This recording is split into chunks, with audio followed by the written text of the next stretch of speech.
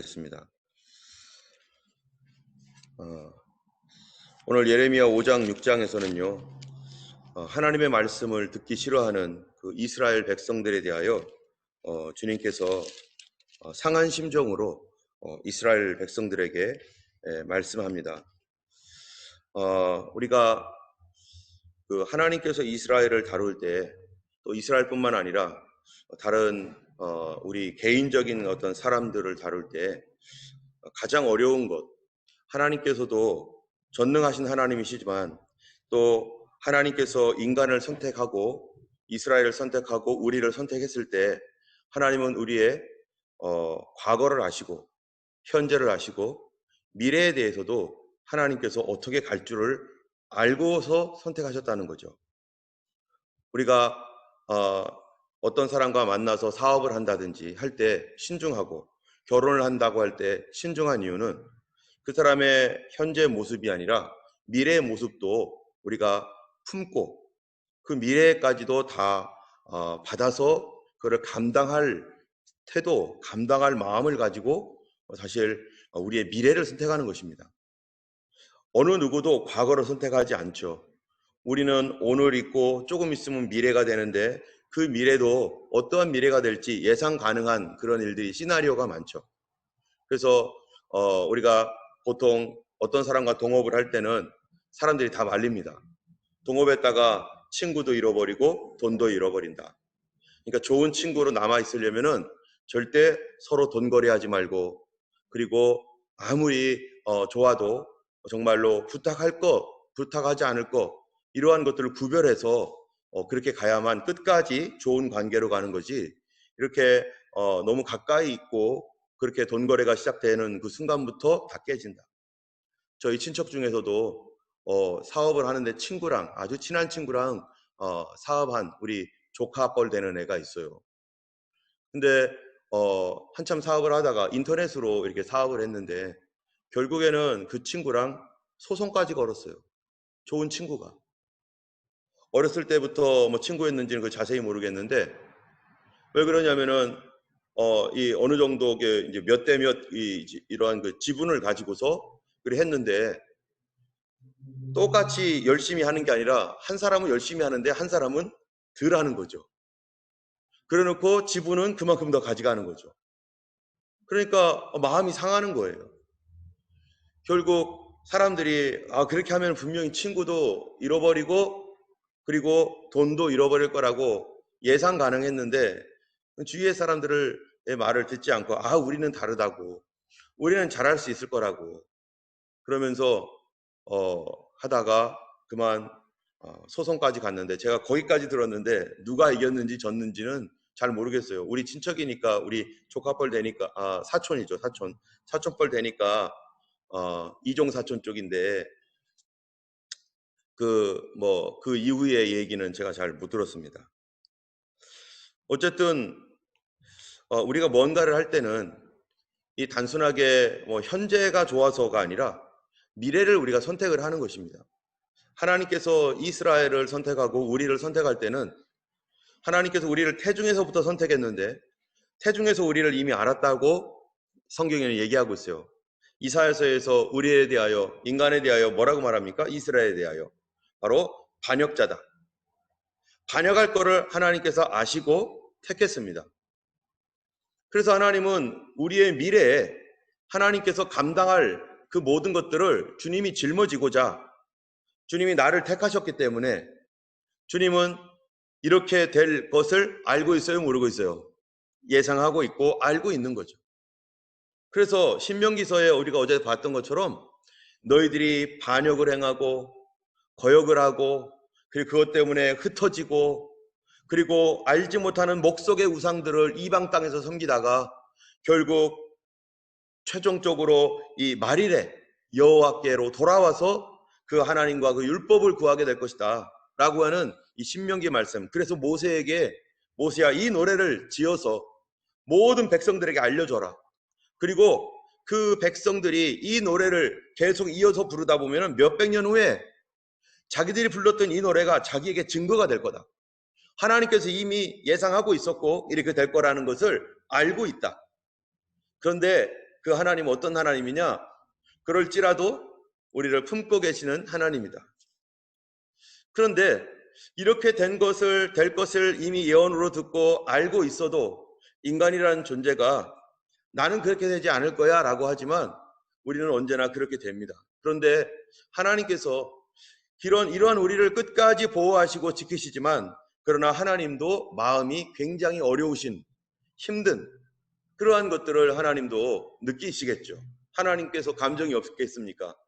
알지만 실제적으로 닥칠 때 내가 끝까지 이거를 감당하리라고 결정했지만 하나님인들 쉬우시겠어요? 가장 쉬운 거는 뭐겠어요? 치워버리면 되는 거죠. 부숴버리면 되는 거고, 포기해버리면 되는 거죠. 그러나 하나님은 그러지 않는다는 거죠. 예수님께서 이 땅에 오셔서 십자가를 질 때 십자가 질 줄 모르고 오신 게 아니라 십자가 질 줄 알고 오신 거고 제자들에게도 계속해서 내가 십자가 질 거다. 내가 십자가 질 거다. 그런데 십자가 지는 바로 전날 예수님이 하신 일이 뭡니까? 겟세마네 동산에 올라가서 거기서 땀방울이 핏방울이 되기까지 고민하면서 내가 죽게 되었으니 나와 같이 제발 좀 1시간이라도 같이 기도해달라. 제자들에게 예수님이 사정을 하고 3번씩이나 사정을 하고 예수님이 그렇게 기도했는데 예수님께서 십자가 지러 왔지만 막상 십자가를 질 때는 쉽지 않은 거죠. 그분이 채찍으로 맞으시고 살이 갈기갈기고 그리고 손과 발에 못을 받고 사람들의 조롱하는 소리와 수치를 예수님 다 겪어가면서 그 일들을 계속 진행할 때 예수님도 쉽지 않은 정말 예수님도 정말 온 그 생명을 바쳐서 그런 일들을 예수님이 해 나가면서 끝까지 포기하지 않고 갔습니다. 그런데 이 끝까지 포기하지 않고 가는 그 예수님, 그 하나님은 어떤 사람들을 포기하지 않았는가? 그냥 그 모습을 보면서 주님 제가 잘못했습니다. 주님 제가 다시는 안 그럴게요. 이렇게 하면서 쉽게 하나님께 돌아오는 사람인가? 아니면 그런 모습을 봐도 욕하면서 손가락질하면서 결코 돌이키지 않는 사람인가? 오늘 본문 예레미야 6장에 보면은 이 이스라엘 백성들의 그러한 그 모습, 이 5장 6장에서 그들의 모습에 대하여 주님께서 말씀하고 있는데 그들을 뭐라고 하고 있냐면은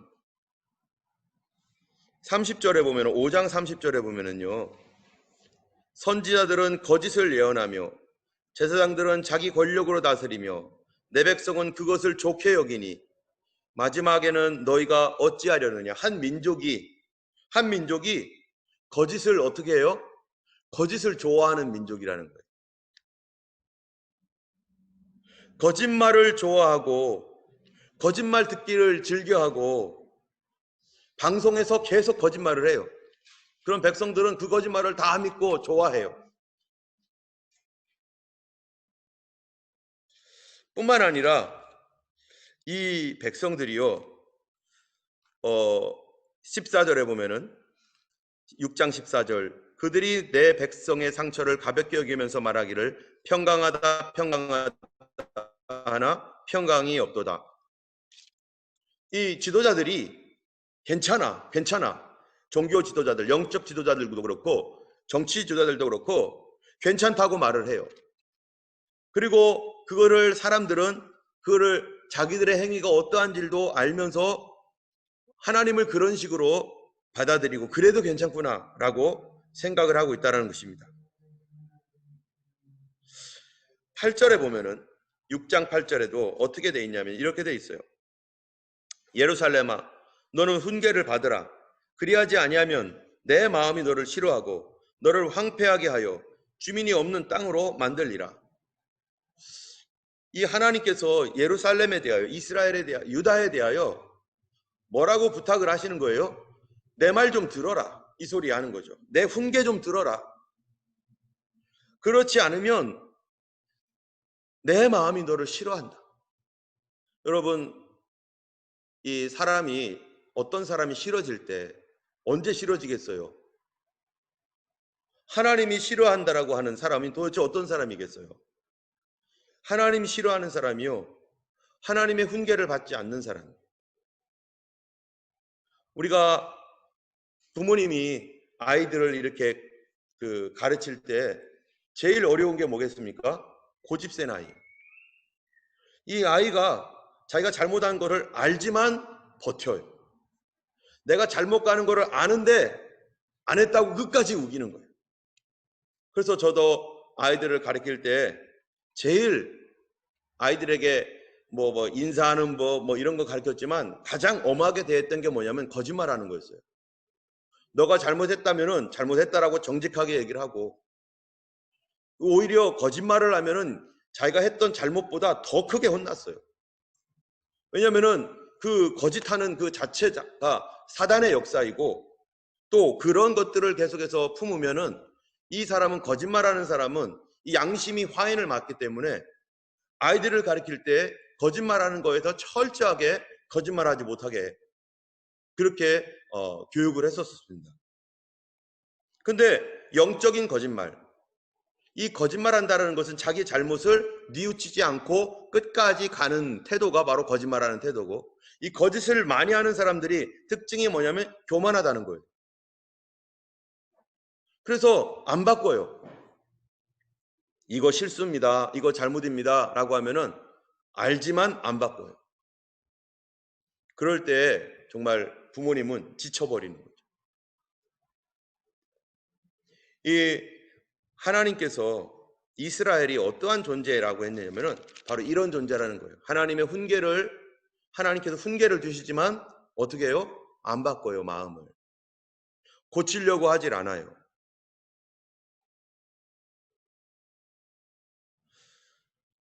그래서 이 인간의 교만이라고 하는 것, 교만한 사람은 어떤 사람일까요? 하나님께서 가장 싫어하는 교만이라고 하는 것은 자기의 실수나 잘못에 대하여 변명하고 그것을 커버하고 알더라도 바꾸지 않고 계속해서 고집 부리면서 알지만 돌아오지 않는 것. 그것이 바로 인간의 교만의 특징이고, 하나님은 그런 교만한 사람을 품으셨다는 것입니다. 때문에 여기에서 우리에게 주시는 귀한 말씀은, 우리가 하나님의 이 교만한 사람을 품는 그 하나님과 같이 우리 안에서도 그 하나님의 성품, 그 사람의 죄악을 정말 우리가 어디까지 품어줄 수 있을지는 우린 잘 모르겠어요. 그러나 하나님은 우리가 그분을 닮아서 그런 죄인을 품어주는 데까지 우리의 성품이 자라가기를 하나님이 우리를 이끌어 가시고 그렇게 원하고 계신다는 것입니다. 때문에 우리 주변의 여러 사람들을 볼 때 우리가 어떤 사람을 비난하거나 어떤 사람을 그렇다고 해서 저렇다고 해서 이게 밟아버리고 그렇게 하는 것은 결국 나 자신이 하나님께 돌아갈 수 없도록 만드는 하나의 단초가 되어버려요. 왜냐하면 하나님은 우리와 같은 교만한 자들을 지금 품기로 적정하시고 의뢰 그럴 줄 알고 있는데, 나는 나에게 대하여 그렇게 하는 사람들에 대하여 내가 그렇게 하지 않을 때 하나님께서는 우리에게 뭐라고 말씀하시겠어요? 하나님께서는 너가 나와 같이 되기를 원한다. 우리는 잘못이 없지만, 저 사람이 분명히 잘못한 거지만 네가 나와 같이 그 사람 품어주기를 하나님께서 우리에게 요구하고 계시다라는 것. 그리고 우리를 그렇게 품을 수 있도록 감동 주시고 그렇게 이끌어 가시는 하나님. 이런 하나님을 생각할 때 참 우리가 부끄러울 수밖에 없는 것이죠.